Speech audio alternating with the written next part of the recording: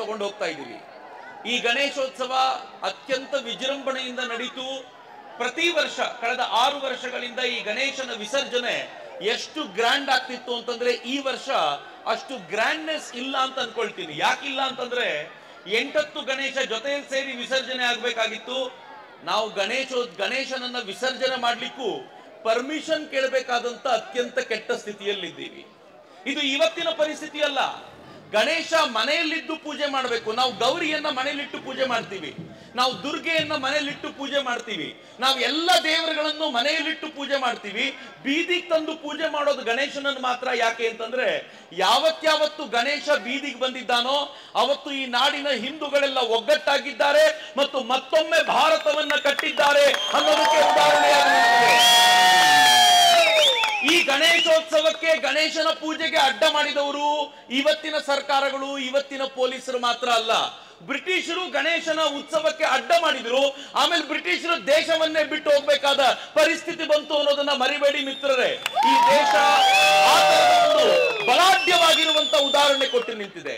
ಗಣೇಶ ನಮ್ಮೆಲ್ಲರಿಗೂ ಶಕ್ತಿಯನ್ನ ತುಂಬುವಂತವನು. ಗಣೇಶ ನಮ್ಮೆಲ್ಲರಲ್ಲೂ ಶಕ್ತಿಯನ್ನ ತುಂಬಿ ಇಡೀ ಹಿಂದೂ ಸಮಾಜವನ್ನ ಜಾತಿ ಮತ ಪಂಥಗಳನ್ನ ಮೀರಿ ಒಗ್ಗೂಡಿಸಿದವನು ಗಣೇಶ. ಇವತ್ತು ನಮಗೆ ಪುಟ್ಟ ಗಣೇಶನನ್ನ ವಿಸರ್ಜನೆ ಮಾಡ್ಲಿಕ್ಕೆ ಬಿಡಲ್ಲ ಅಂತಂದ್ರೆ ನಾವು ಭರ್ಜರಿ ಗಣೇಶನನ್ನ ಇಟ್ಟು ನಿಮ್ಮ ವಿರುದ್ಧವಾಗಿಯೇ ನಾವು ವಿಸರ್ಜನೆ ಮಾಡ್ತೀವಿ. ನೀವೇನಾದ್ರೂ ನಮಗೆ ಗಣೇಶನಿಗೆ ಡಿಜೆ ಹಾಕೊಳ್ಳಿಕ್ಕೆ ಅನುಮತಿ ಕೊಡಲ್ಲ ಅಂತೀರಾ. ಇವತ್ತು ಡಿಜೆ ಹಾಕ್ಲಿಕ್ಕೆ ಸರ್ಕಾರ ಬಿಡೋದು ಇಲ್ಲ. ಯಾಕೆ ಗೊತ್ತೇನು? ಇವತ್ತು ಸರ್ಕಾರಕ್ಕೆ ಕೋರ್ಟ್ ಇಂದ ಸರಿಯಾಗಿ ಒಂದು ತಪರಾಕಿ ಬಿದ್ದಿದೆ. ಕೋರ್ಟು ಆ ತರ ತಪರಾಕಿ ಹೊಡೆದಾಗ ಸರ್ಕಾರ ಸಂಭ್ರಮ ಮಾಡಿ ಅಂತ ಹೇಳೋದಾದ್ರೂ ಹೆಂಗೆ? ಹೀಗಾಗಿ ಇವತ್ತು ಡಿಜೆ ಹಾಕ್ಲಿಕ್ಕೆ ಸರ್ಕಾರ ಬೇರೆ ಕಾರಣಕ್ಕೂ ಅನುಮತಿ ಕೊಡೋದಿಲ್ಲ. ಆದ್ರೆ ನೆನ್ಪಿಟ್ಕೊಳ್ಳಿ, ಡಿಜೆ ಇಲ್ಲದೆ ಹೋದ್ರೆ ಏನಾಯ್ತು? ನನ್ನ ಗಂಟಲು ನಿಮ್ಮ ಗಂಟಲು 1000 ಡಿಜೆಗಳಿಗೆ ಸಮ ಅನ್ನೋದನ್ನ ಇವತ್ತಿನ ಯಾತ್ರೆಯುದ್ದಕ್ಕೂ ತೋರಿಸಬೇಕಾಗಿದೆ. ಇವತ್ತಿನ ಸಮಾಜಕ್ಕೆ ಒಂದು ಎಚ್ಚರಿಕೆ ಕೊಡಬೇಕಾಗಿದೆ.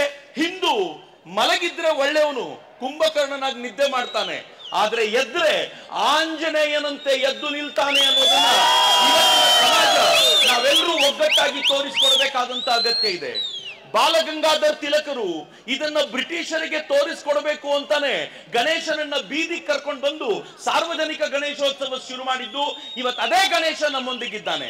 ಮುಂದೆ ಒಂದು ಗಣೇಶ ಇದೆ. ನಾನು ಎಲ್ರಿಗೂ ನೋಡ್ಲಿಕ್ಕೆ ಹೇಳ್ಲಿದ್ದೀನಿ, ಕಳಕಳಿಯಿಂದ ಇಚ್ಛೆ ಪಟ್ಕೊಂಡು ಕೇಳ್ಕೊಳ್ತೀನಿ.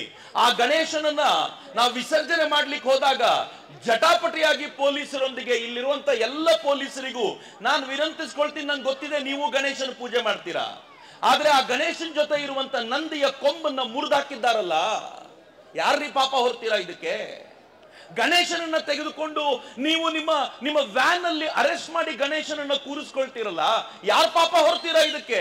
ಮಿತ್ರರೇ, ನೆನ್ಪಿಟ್ಕೊಳ್ಳಿ, ಯಾರದೋ ಆರ್ಡರ್ಗೆ ಮರಳಾಗಿ ನೀವೇನೋ ಮಾಡ್ತೀರಾ ನಿಜ, ಆದ್ರೆ ಇಡೀ ಸಮಾಜ ಇದಕ್ಕೆ ಪ್ರತಿಸ್ಪಂದಿಸುವ ರೀತಿ ಹೇಗಿರುತ್ತೆ ಅಂತ ಇವತ್ತು ನೀವು ನೋಡ್ತೀರಾ.